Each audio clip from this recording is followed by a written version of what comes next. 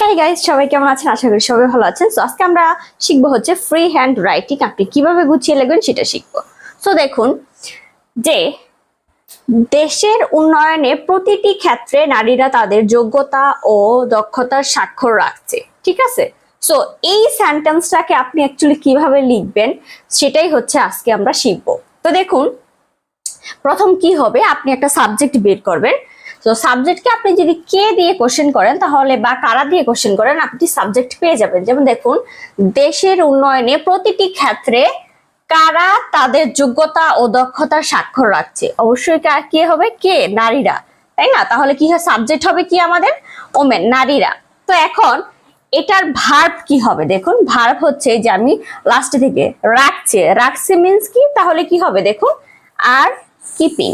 ঠিক আছে, তাদের স্বাক্ষর রাখছে। সো পরে আপনি লাস্ট থেকে সেন্টেন্সটা লিখবেন। দেখুন এখানে তাদের যোগ্যতা ও দক্ষতার স্বাক্ষর রাখছে। কি স্বাক্ষর রাখছে? তাদের যোগ্যতা ও দক্ষতার স্বাক্ষর। তাহলে এখানে কি হবে? তাদের মানে কি? এই যে দেখুন, দেয়ার, দেয়ার সাইন অফ কি হবে? যোগ্যতা এন্ড কিসের? দক্ষতার। ঠিক আছে, তাহলে কি হবে? Skill and qualification. ঠিক আছে, তারপরে দেখুন প্রতিটি ক্ষেত্রে, প্রতিটি ক্ষেত্রে ইংরেজি কি হবে? দেখুন, ইন এভরি সেক্টর, দেশ, তারপর কি হবে? দেশের উন্নয়নের। তাহলে কি হবে? Of the country's development.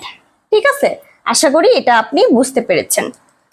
So ভালো থাকবেন সবাই, আজকে এই পর্যন্তই।